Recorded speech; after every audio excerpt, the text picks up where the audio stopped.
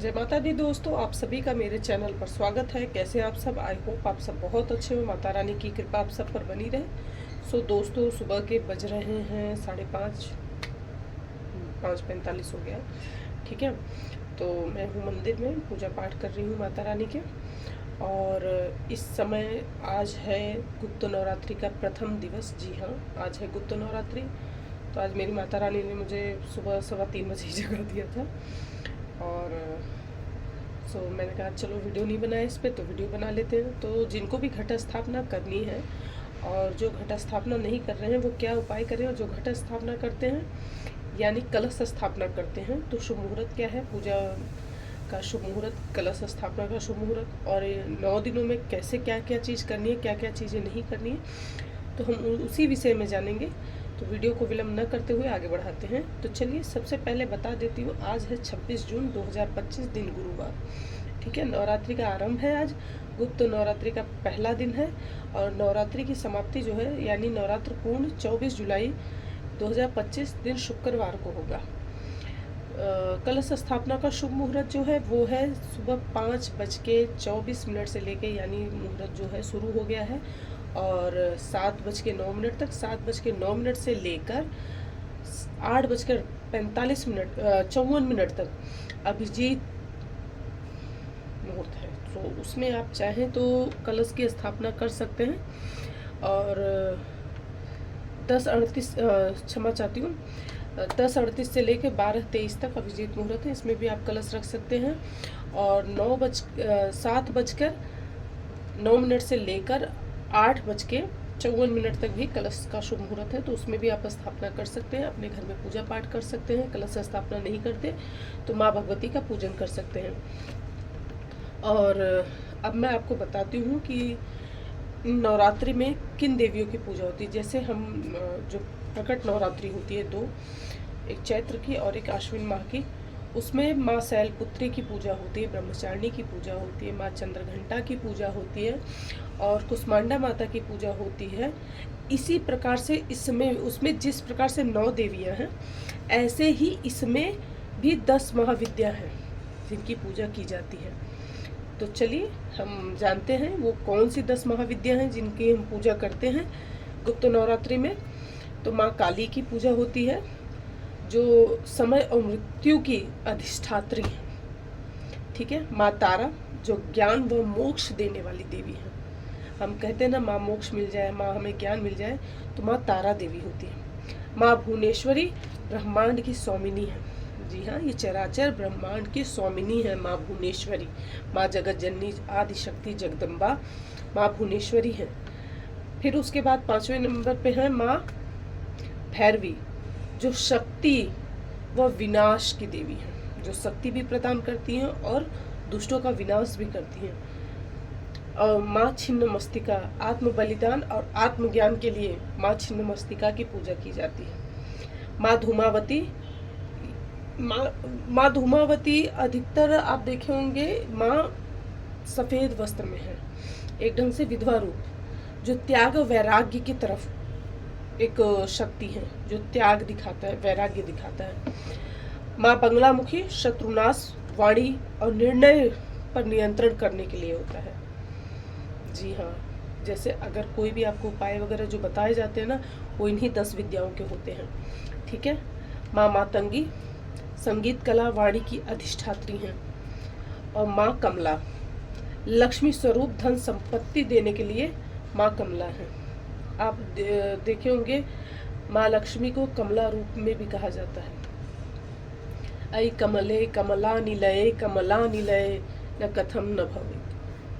इसलिए माँ कमला जो है वो धन के लिए है। तो इस 9 दिन के नवरात्रि में आप माँ भगवती की पूजा कर सकते हैं। 10 दिन की नवरात्रि है पूरी। इस बार नवरात्रि जो है वो 25 तारीख से 9 दिन का ही है। ठीक है, कई बार होता है 10वीं में पूर्ण होता है, कई बार ऐसा होता है कि 9वीं में पूरा होता है, लेकिन इन 10 महाविद्याओं की पूजा की जाती है। माँ भगवती की पूजा की जाती है। गुप्त नवरात्रि में लोग अपने धन ऐश्वर्य के लिए, सिद्धि के लिए, जो वाणी संगीत में जाना चाहते हैं वो भी पूजा करते हैं। दरिद्र, रोग नाश, क्रोध पर नियंत्रण, तेज प्राप्ति के लिए, शक्ति प्राप्त करने के लिए, ब्रह्मांड नियंत्रण के लिए, वो सारी पूजा, तंत्र विद्या पूजा जो होती है इन्हीं नवरात्रि में होती है, गुप्त नवरात्रियों में की जाती है। ठीक है, अब आपको बता देते हैं कि नवरात्रि की तैयारी में आपको क्या करना है। आप कलश की स्थापना करते हैं तो कलश स्थापना का संपूर्ण पूरा कलश स्थापना आप मेरे चैनल पर जाएंगे, उसमें मैंने कलश स्थापना के लिए पूरा विधिवत वीडियो बनाकर डाल रखा है। उसमें आपको पूरा प्रॉपर मिल जाएगा कि कलश स्थापना हम करते कैसे हैं, पूरा डिटेल में है। एक एक चीज़ मैंने उसमें बता रखी। कलश स्थापना का जो मैं ऐसे भी शॉर्ट पे बता देती हूँ, बट आपको पूरा वीडियो देखना हो कि क्या क्या चीज़ कैसे कैसे डलेगी, वो मैंने प्रॉपर बता रखा है। आप कहेंगे डिस्क्रिप्शन में मैं उसका लिंक दे दूँगी, सो आप वहाँ जाके वीडियो ज़रूर वॉच कर लीजिएगा। ठीक है, सर्वप्रथम आप सुबह उठिए, नहा धो के अच्छे से अपना नित्य कर्म करके नहा धो के तैयार होके रेडी हो जाइए। घर में साफ़ सफाई कर दीजिए। ठीक है, नहाने से पहले आप घर में एक बार झाड़ू मार के आप पोछा मार दीजिए। काम वाली आती है तो कोई बात नहीं, वो बाद में अच्छे से करेगी। मेन गेट पे अपने अच्छे से धो के पोछ के और फिर वहाँ पर स्वास्तिक बना दीजिए, छोटी सी रंगोली बना दीजिए। दरवाजे पे शुभ लाभ स्वास्तिक चिन्ह ओम श्रीम जरूर लिखिए, जरूर लिखना चाहिए। हल्दी ले लीजिए और उसमें ले लीजिए कुमकुम और थोड़ा सा गुलाब जल मिला के श्रीम लिख लीजिए, ओम बना लीजिए। स्वास्तिक भी बना सकते हैं। सिंदूर और घी से शुभ लाभ और स्वास्तिक जरूर बनाइएगा। फिर वहाँ पर धूप दीप दिखाइए, पुष्प चढ़ाइए और एक तोरण लगा दीजिए। ये आपके मेन गेट की पूजा पूरी हो गई। इसके बाद हम आएंगे मंदिर में, आसन बिछाइए, एकदम स्वच्छ लाल शुद्ध वस्त्र पहनिए। नहीं लाल पहन सकते, गुलाबी पहन लीजिए, सफ़ेद पहन लीजिए, कोई सा भी पहन सकते हैं, परंतु ये ध्यान रखिए कि ब्लैक नहीं होना चाहिए, ब्लू नहीं होना चाहिए और चॉकलेटी रंग नहीं होना चाहिए। इस चीज़ का आपको ध्यान रखना है। पूजा के देखिए, पूजा पाठ में ये जरूर ध्यान रखिए। और द्वार पूजा जो मैंने आपको बताई है, वो आप कोई भी पूजा पाठ कर रहे हैं तो सर्वप्रथम पहले द्वार पूजा इसी ढंग से आपको करनी है। इसके बाद आप आइए अपने मंदिर में, ओम विष्णवे नमः 3 बार बोलते हुए अपने जो सामग्री इकट्ठा कर रखी है, एक दिन पहले इकट्ठा करके रख लीजिए और उस पर जल छिड़क दीजिए ओम विष्णवे नमः बोलते हुए। उसके बाद जल लीजिए दाहिने हाथ से अपने बाएं हाथ पर, ओम विष्णवे नमः, ओम विष्णवे नमः, ओम विष्णवे नमः बोलते हुए, क्योंकि अंदर से भी शुद्धिकरण जरूरी है। जनेऊ, अगर आप पुरुष हैं, जनेऊ धारण करिए, तिलक लगाइए, रक्षा सूत्र बांधिए और अपने सर पर एक वस्त्र रख लीजिए। ठीक है, स्त्री हैं तो आप भी श्रृंगार पूरा करके अच्छे से, सुहागन है, पूरा प्रॉपर श्रृंगार करके आप माता रानी के मंदिर में बैठेंगे। रक्षा सूत्र, तिलक, सिंदूर सब लगा होगा के अच्छे से। उसके बाद आप अगर स्वयं स्थापना कर रहे हैं या वेद पाठी पंडित को बुलाए हैं तो आप पंडित जी से भी स्थापना करवा सकते हैं। पंडित जी आप विधिवत, अगर पंडित जी आ रहे हैं तो फिर कोई बात ही नहीं है, प्रॉपर स्थापना वो करवा ही देंगे। और फिर उसके बाद आपको कलश, जवारे एक दिन पहले भिगा के रखे जाते हैं, जो मेरे सब्सक्राइबर्स हैं वो जानते हैं। सब अच्छे से रखे रहिए। उसके बाद सर्वप्रथम हम गणेश जी की पूजा करेंगे। सारी पूजा सामग्री आप इकट्ठा करके रख लीजिए, जिसमें जव है, जल है, रोली है, हल्दी है, कुमकुम है और आप जनेऊ रख लीजिए, रक्षा सूत्र रख लीजिए, गुलाल रख लीजिए और इत्र रख लीजिए भगवान जी के लिए। और फिर उसके बाद आपको धूप दीप नैवेद्य, फल फ्रूट, मिठाई, पान का बीड़ा सब कुछ रख लीजिए, दक्षिणा सब रख लीजिए। और सर्वप्रथम हम पूजा करेंगे गणेश जी की। सर्वप्रथम गणेश जी की पूजा होती है, तो हम सबसे पहले गणेश जी की पूजा करेंगे। गणेश जी को स्नान कराइए, पंचामृत रख लीजिए तो जल से, फिर पंचामृत से, फिर जल से स्नान करवा के उन्हें वस्त्र धारण कराइए, वस्त्र धारण कराइए और फिर उसके बाद उन्हें जनेऊ धारण कराइए, दुर्वा चढ़ाइए और पुष्प चढ़ाइए, उन्हें तिलक लगाइए। तिलक लगाने के बाद इत्र चढ़ा के उन्हें धूप दीप नैवेद्य दिखाइए और फिर आचमन करिए। फिर उसके बाद उन्हें पुंगी फल यानी पान का बीड़ा चढ़ा के फिर आचमन करके, दक्षिणा चढ़ा के फिर आचमन कर दीजिए।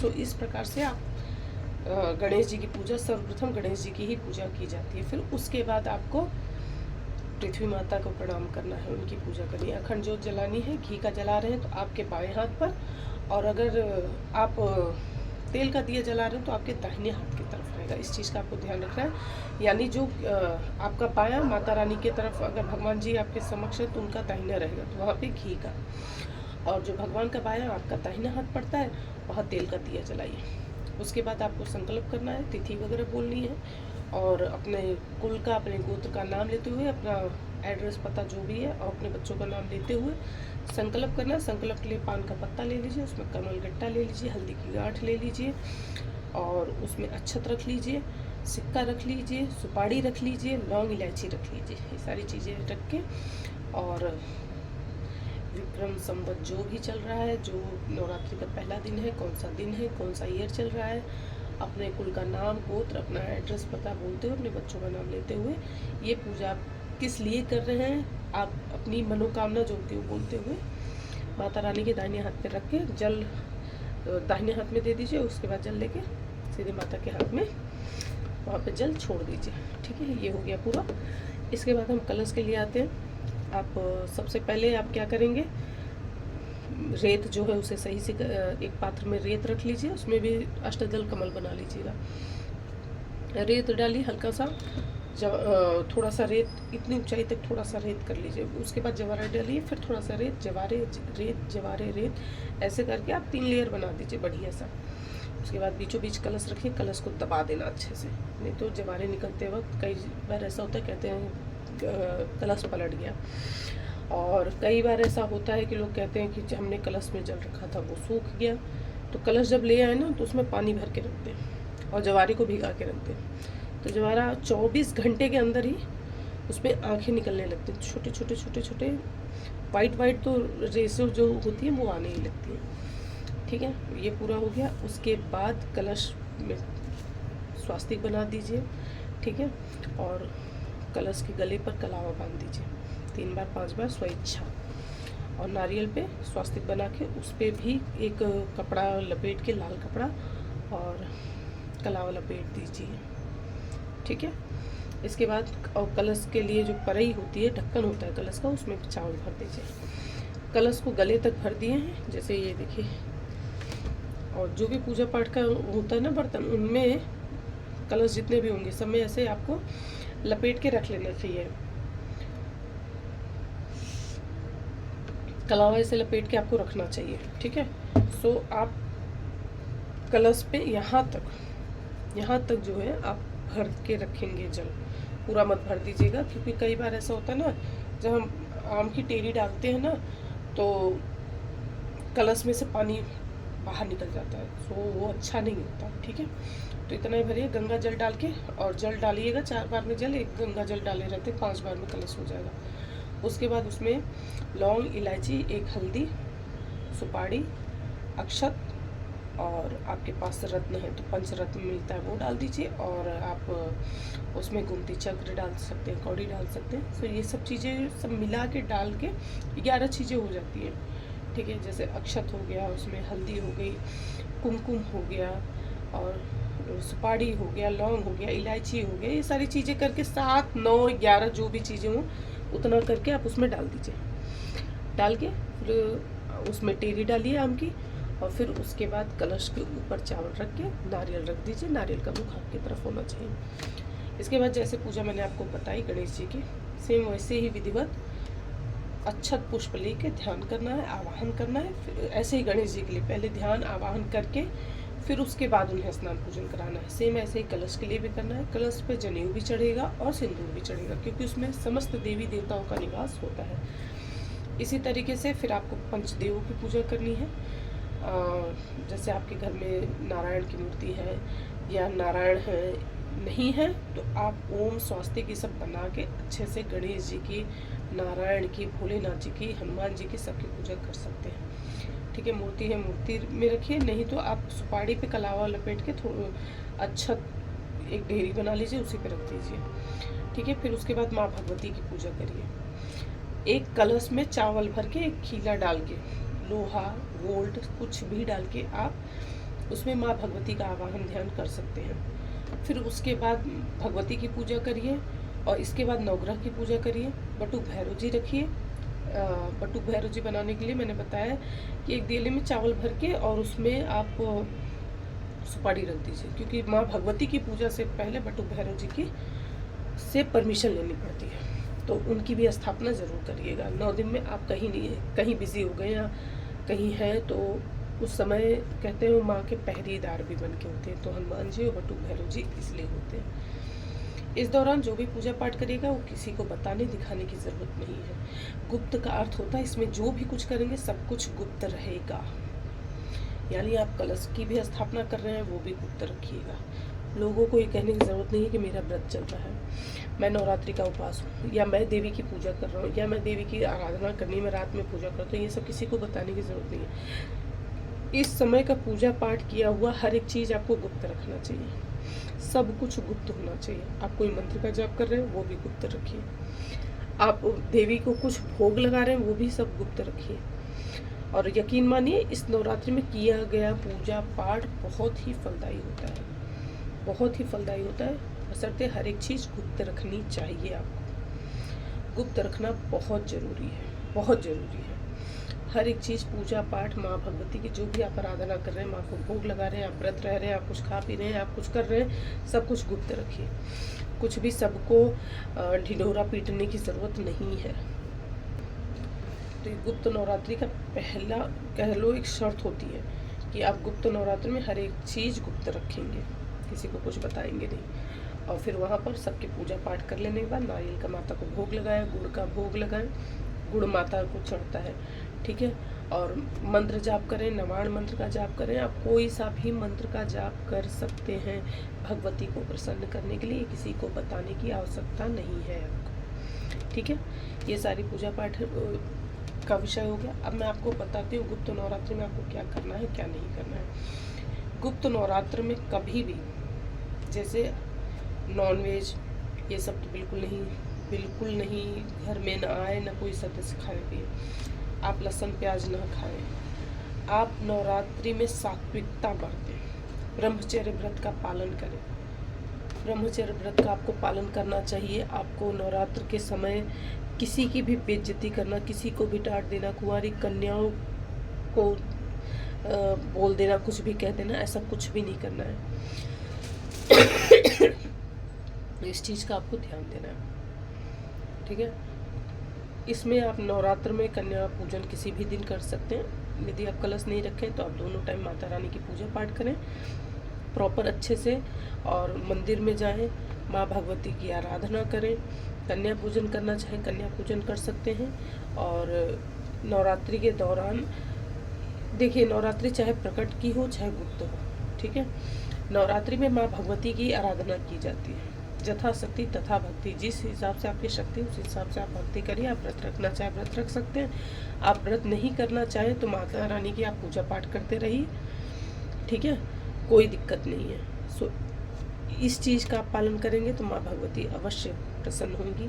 और नवरात्रि से पहले मैं क्वेश्चन पूछती हूँ कि बहुत सारे लोगों को ऑलरेडी सपने आने शुरू हो जाते हैं कि जैसे बहुत सारी औरतें हैं घर में आई हैं, वो कोई भी हो सकती है, चाहे आपकी ननद के रूप में, आपकी सास के रूप में, आपके मायके वाले के रूप में, या आपकी फ्रेंड्स के रूप में। ऐसा किसके साथ होता है कमेंट करके ज़रूर बताइएगा। और आज माता रानी की नवरात्रि का पहला दिन है, तो जल्दी से नहा धोकर मंदिर में पहुंचकर पूजा पाठ आप करिए और माता रानी का आशीर्वाद प्राप्त करिए। सो दोस्तों, आशा करती हूँ कि आज का ये वीडियो आपको ज़रूर पसंद आया होगा। वीडियो पसंद आए लाइक करिए, शेयर करिए, चैनल पर नए हो सब्सक्राइब जरूर करिएगा, बेल आइकन प्रेस करिएगा और दोस्तों के साथ शेयर करना बिल्कुल भी न भूलिएगा। मैं मिलूंगी आपसे नेक्स्ट वीडियो में। हाँ, आपका यदि कोई सवाल है या मैं कुछ इसमें बताना भूल गई हूँ तो प्लीज़ कमेंट करके ज़रूर बताइएगा। सो आशा करूँगी कि आज का ये वीडियो आपको ज़रूर पसंद आया। वीडियो पसंद आए लाइक करिए, शेयर करिए, चैनल पर नए हो सब्सक्राइब जरूर करिएगा, बेल आइकन प्रेस करिएगा, दोस्तों के साथ शेयर करना बिल्कुल न भूलें। मैं मिलूँगी आपसे नेक्स्ट वीडियो में, तब तक के लिए जय माता दी, बाय बाय।